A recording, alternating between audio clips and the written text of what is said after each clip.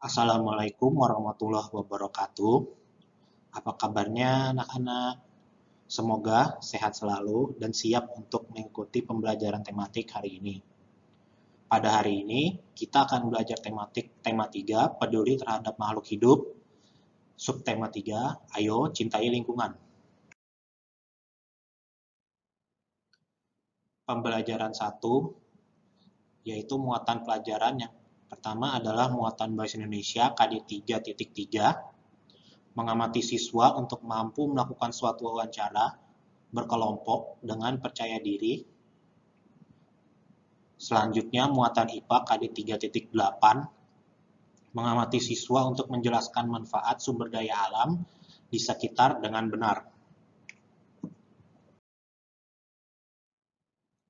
Pembelajaran 1, muatan Bahasa Indonesia KD 3.3 dan 4.3. Daftar pertanyaan dan laporan wawancara. Menyusun daftar pertanyaan wawancara dilakukan sebelum melakukan wawancara. Tujuan dari membuat daftar pertanyaan wawancara ini adalah tujuan dari kita wawancara untuk menanyakan kepada narasumber apa-apa saja yang akan nanti kita tanyakan ke narasumber itu sendiri. Nantinya narasumber akan menjawab pertanyaan yang sudah diberikan dari kita. Daftar pertanyaan yang ditanyakan diurutkan dari hal yang umum ke hal yang khusus. Pertanyaan kepada narasumber diajukan secara berurutan, mulai dari pembuka, lalu tahap inti, dan yang terakhir adalah penutup. Di sini ada video singkat mengenai wawancara tentang bagaimana cara beternak ayam. Selamat menyaksikan video tersebut.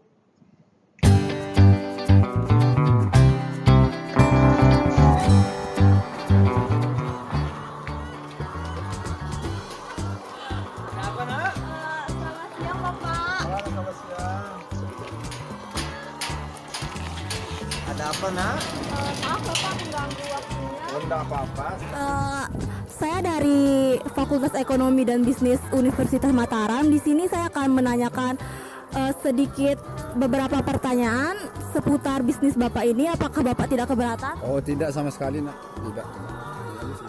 Baiklah, kita langsung saja memulai wawancara ini. Iya. Pertanyaan pertama, bagaimana sih awal mula Bapak memulai bisnis ini? Awal mulanya saya memelihara ayam ini dikarenakan saya tidak bisa berbuat atau bekerja berat lah begitu, dengan keluhan saya terkena sakit pinggang lah begitu. Justru itu saya timbullah inisiatif untuk memelihara ayam ini, sehingga saya beranikan diri untuk memelihara ayam ini untuk mencoba-coba lah untuk mengambil pekerjaan yang lebih ringan sedikit. Bagaimana pekerjaan itu mampu saya lakukan tiap harinya gitu. Berapa sih modal awal yang Bapak keluarkan pertama kali? Oh, untuk modal awalnya ya lumayan banyak lah. Nah, ini pun saya coba-coba ini 450 untuk pertama kalinya. Membutuhkan modal kurang lebih 65 jutaan. Itu pun sekalian dengan kandang baterainya. Ini pun kandang baterainya sederhana, pakai bambu, bukan pakai kandang besi seperti ini sebagai tambahan ini. Berapa telur yang bisa dihasilkan ayam-ayam ini dalam 1 bulan? Yang penghasilan per harinya itu yang 450 ini kurang lebih 11 tray per harinya. Itu dikalkulasikan dalam 30 hari berarti 300 berapa jadinya? 313 tray.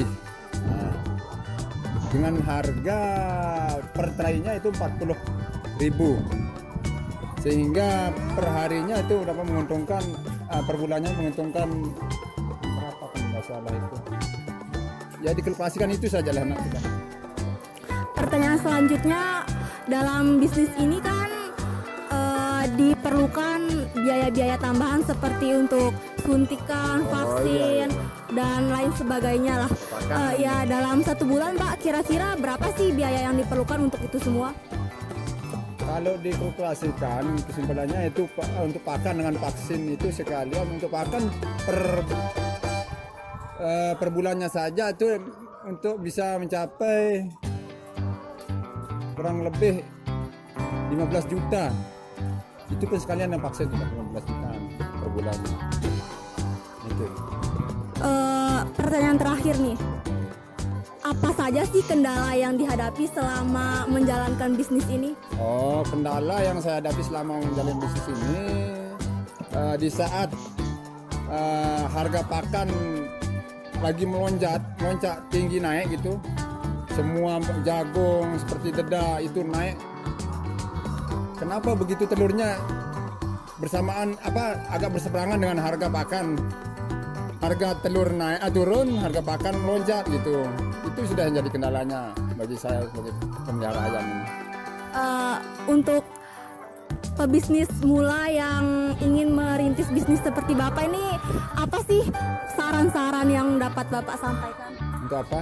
Untuk pebisnis yang ingin memulai bisnis seperti Bapak. Oh, saya sarankan bagi orang-orang yang ingin memulai bisnis ini, bisnis ini membutuhkan ilmu yang cukup untuk memelihara ayam ini. Kalau memang kurang ilmunya, saya harapkan kepada saudara-saudara yang di luar sana, tolong kaji dulu ilmunya, jangan asal-asalan supaya tidak bangkrut atau belum tikar lah gitu. Mungkin hanya ini yang dapat saya tanyakan. Atas waktunya saya ucapkan terima kasih Bapak. Oke. Terima kasih. Kalinya nih Pak, boleh nggak saya Oh, lihat-lihat? silahkan. Oke, terima kasih Bapak. Untuk pemulanya, ini dia nih. Ini baru berumur 1 tahun 6 bulan. Hingga untuk saat sekarang ini telurnya agak berkurang sedikit lah gitu. Dan selama saya melihara ini baru 1 tahun 6 bulan, alhamdulillah penghasilan agak meningkat sedikit, dan sehingga saya menambah 350 ekor yang di sebelahnya ini, dan itu pun sekarang tidak memakai kandang bambu, pakai kandang batu.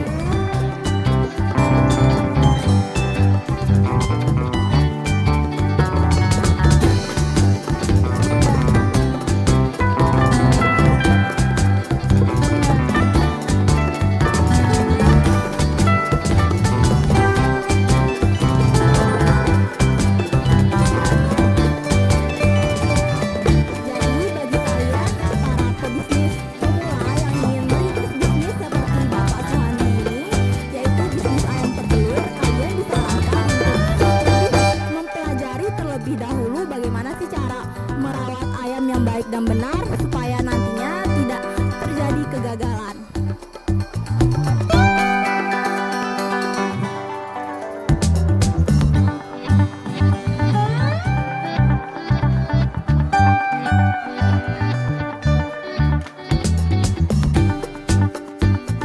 Ini wawancara yang dapat saya sampaikan. Kurang lebihnya saya mohon maaf. Wabillahi taufik wal hidayah. Wassalamualaikum warahmatullahi wabarakatuh.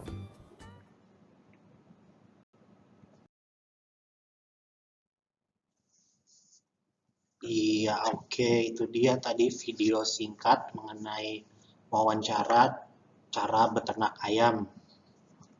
Oke, kita lanjutkan. Di sini adalah ada contoh daftar pertanyaan wawancara. Topiknya atau judulnya yaitu cara beternak ayam. Narasumber adalah pemilik peternak ayam itu sendiri. Dan di sini juga beberapa daftar pertanyaan. Yang pertama, sudah berapa lama Bapak menekuni usaha peternak ayam ini?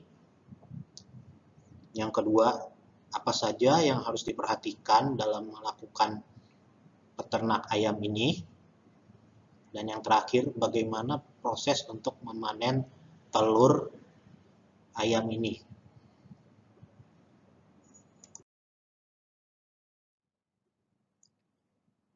Yang terakhir yaitu adalah laporan wawancara.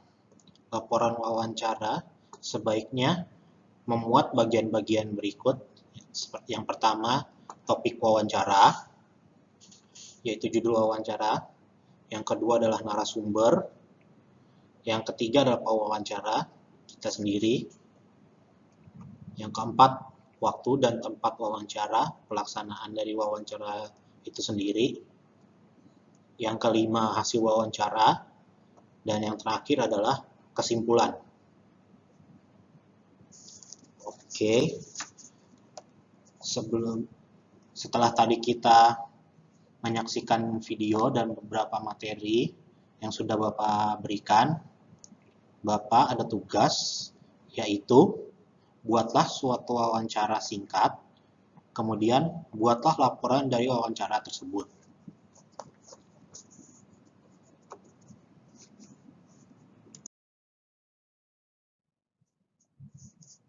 Oke, selanjutnya pembelajaran 3 muatan IPA, KD 3.8 dan 4.8. Pentingnya penghijauan sebagai upaya pelestarian sumber daya alam.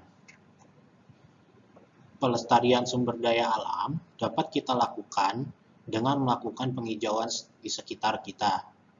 Tujuannya dengan melakukan penghijauan adalah agar lingkungan kita tetap bersih, bebas polusi, dan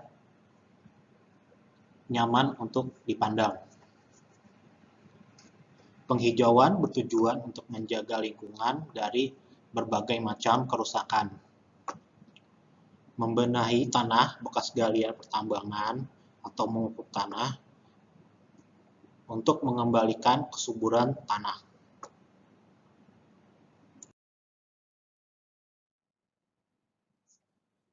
Penghijauan bisa kita lakukan dengan memanfaatkan lahan kosong yang ada di sekitar kita. Kemudian dapat kita tanami dengan berbagai macam tanaman obat. Tanaman obat keluarga ialah tanaman hasil budidaya rumah yang berkhasiat atau berguna sebagai obat-obatan.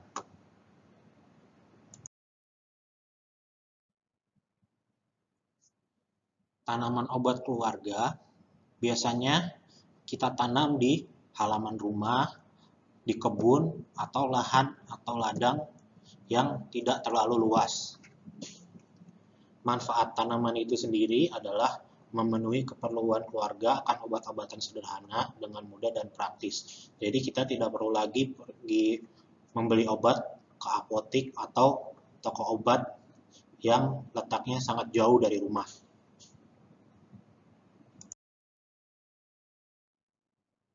Berikut ini adalah contoh manfaat tanaman-tanaman obat. Yang pertama adalah temulawak. Ini sering kita temui di minuman jamu. Fungsinya atau kegunaannya meningkatkan daya tahan tubuh, mengobati sakit kuning, mengobati diare, mah, perut kembung, pegal-pegal, menurunkan kadar lemak darah, dan mencegah penggumpalan darah.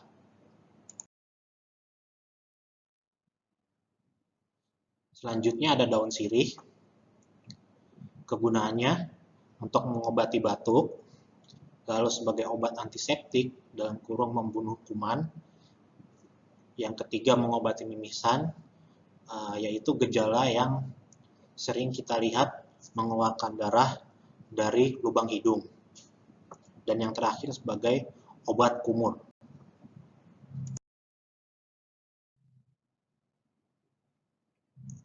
Yang ketiga adalah daun seledri. Biasanya daun seledri ini sering kita temui di bahan-bahan makanan seperti bakso dan juga mie ayam sebagai bahan pelengkap. Biasanya digunakan untuk menurunkan tekanan darah atau lebih tepatnya untuk penderita hipertensi.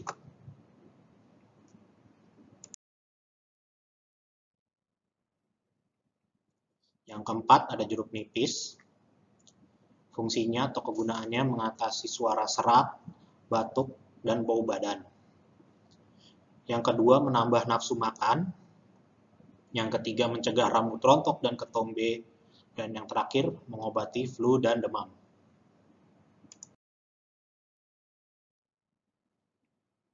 Dan yang terakhir yaitu kunyit sebagai ramuan jamu, sama seperti temulawak tadi. Lalu yang kedua menghilangkan gatal-gatal. Yang ketiga mencegah kanker. Dan yang terakhir menurunkan kadar lemak darah atau kolesterol. Oke, itu saja materi yang Bapak dapat sampaikan dari muatan IPA. Dan untuk tugasnya sendiri yaitu carilah jenis tanaman obat yang ada di sekitar lingkungan kalian, lalu sebutkan kegunaan atau fungsi dari tanaman obat itu sendiri. Oke, cukup sekian materi yang sudah Bapak sampaikan. Kurang lebihnya Bapak mohon maaf. Sekian dari Bapak. Wabillahi taufiq wal hidayah. Wassalamualaikum warahmatullahi wabarakatuh.